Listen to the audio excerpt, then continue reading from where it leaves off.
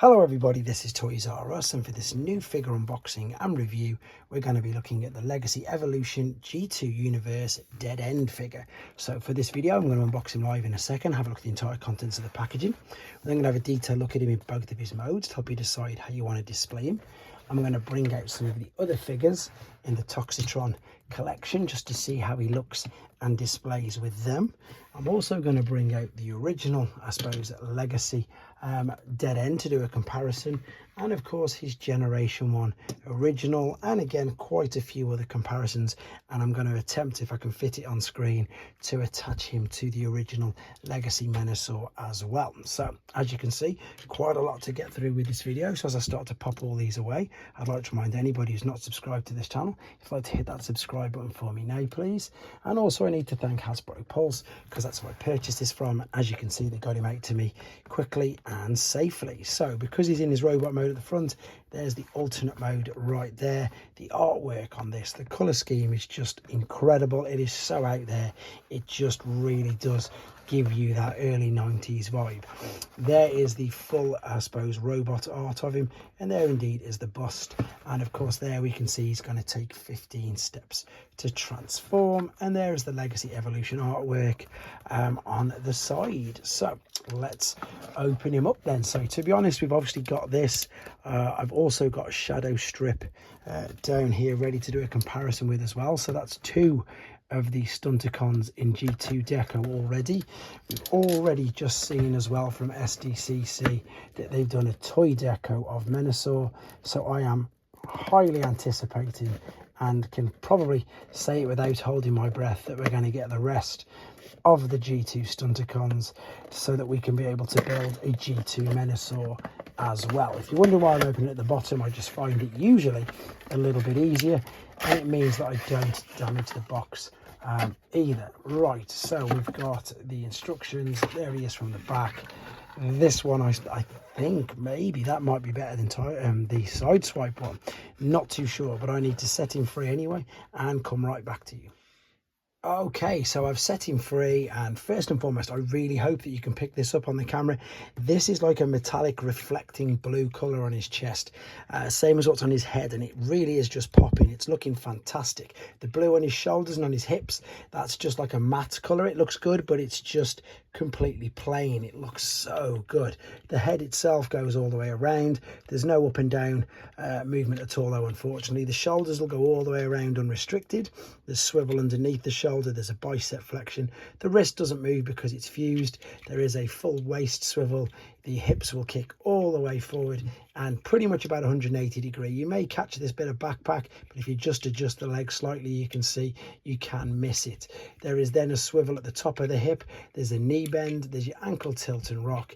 It is your full articulation, what you'd expect on your standard deluxe figures now. The paint apps on the side look good. The trims on the wheels look great.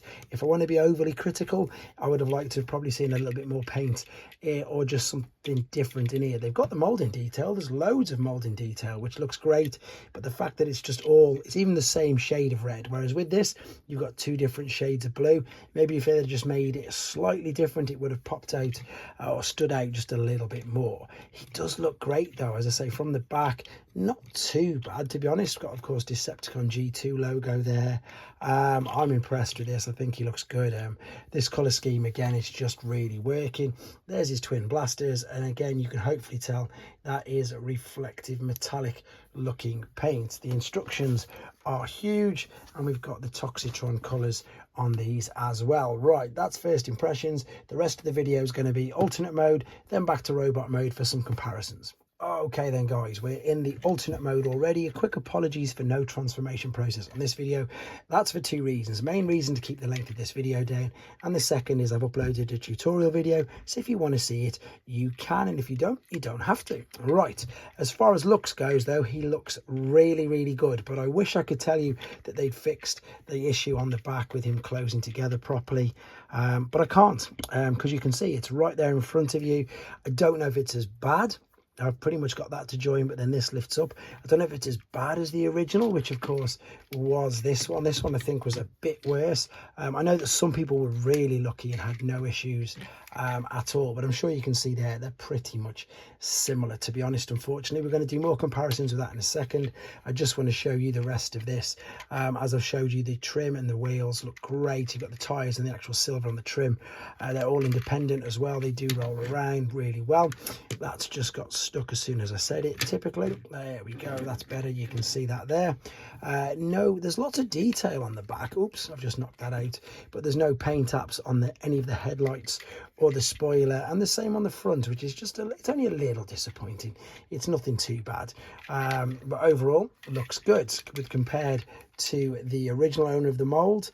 Color scheme is so drastically different, isn't it? Really is. And then here's the Combiner Wars version of G2 dead end as well, so it's vastly different to that. Hugely improved on this, obviously. I didn't mind these figures, to be fair, but this is in a different league, a completely different league. We'll have a look at that in robot mode as well. I'm just going to move that out of the way. I'm going to pop the blasters on here, which in some way does obviously detract from the gaps. It does cover it up a little bit, and because you can apply a little bit more pressure, maybe you can cover it up. It is a standard size deluxe figure though, so I've only got these at hand, so anybody who's been watching my videos for the last 2 weeks will notice I just keep bringing these out. They're a Studio Series Schultz, and indeed animated Legacy Prowl, so pretty much all, as I say, industry standard, same size. He looks great though, I'm impressed. Just a shame that they didn't manage to get that fully fixed at the same time. Right, let's come back for the final time with him in his robot mode and do some more comparisons. Okay, I've just remembered, obviously I did promise I would try to do this. So this of course is your G2 dead end. This should attach exactly the same as you can do with the other dead end figure as well. So I just need to separate this by pushing in there like so. I've not had a chance to do this yet. I was just literally about to go to robot mode, then I remembered that I hadn't in fact done this. So let's have a go. Can I remember where it all goes? Probably not. Yeah, there we go, just about. Unfortunately, as I say, the back is still starting to fall apart, but at least I've remembered to put this on, and that's how he's going to attach. If we are going to get a G2 menasor, to be honest, I could put shadow strip on that side and you maybe wouldn't even, oh, of course he needs to be bright purple, doesn't he? So of course I wouldn't be able to get away with that, but there you go, he fits just as normal. I'm glad I remembered to put that in. We are now going to come back and he's going to be in his robot mode. Okay, then back for the final time with him in his robot mode, and this is the way that I am definitely going to be displaying him until of course we could perhaps get the rest of the stunticons, and then maybe I'll display him in his combined mode. The accessories are pretty simple and straightforward. As I say, they're both, yeah, they look identical. There's no differences between the two, so you could pop these either in his hands like so. If you wanted to, for some reason, you could pop them on his shins, yep. And of course, maybe, no, you can't store them on the back, on the side. They've got to go in his hands, which still looks great, and that's exactly the way that I'm going to be displaying him. Let's do a couple of comparisons. This is again the Combiner Wars robot mode, and if that's transformed incorrectly, I apologize in advance. I realized that I don't think I've ever transformed this, because again, I was guilty, one of these people before I started doing the videos. I'd buy the figure, I pretty much just put him in menasor mode, and he's been on a shelf ever since. And for obvious reasons, I've never owned the original G2 version of that figure, so I've never done a video on him. So yeah, so apologies if he's mistransformed. There is Legacy dead end. So we've got G1 dead end, G2 dead end, Combiner Wars G2 dead end, and there is again a G1 dead end. Again, obviously no G2 original, but you've got a good idea of how they're looking. I think they look good, to be honest. I really do. I keep saying that, I've got to stop saying that. I love these color schemes, I love how they go crazy with it. I like the redecos, I like the different variants.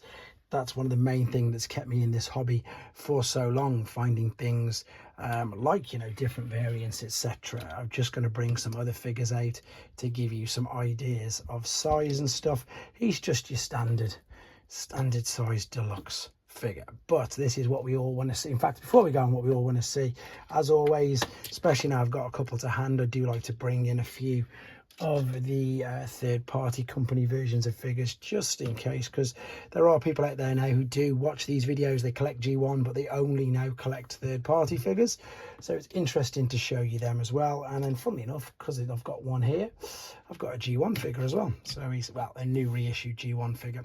Right, here we go. This is what I'm looking forward to do myself, to be honest, because the collection now is coming along really well. So these at the moment, as I say, in demand toys in the UK, Hasbro Pulse, obviously in the UK, and I don't know, to be honest, I haven't checked anywhere else. That's pretty much the main stores which I buy everything from. This is getting completely crazy. So these are at the moment, as I say, the official wave. There's the motorcycle to come in a second, and I haven't got the Grimlock yet, unfortunately. But there you go, guys. That was G2 Universe Dead End. Let me know what you think in the comments. Take care.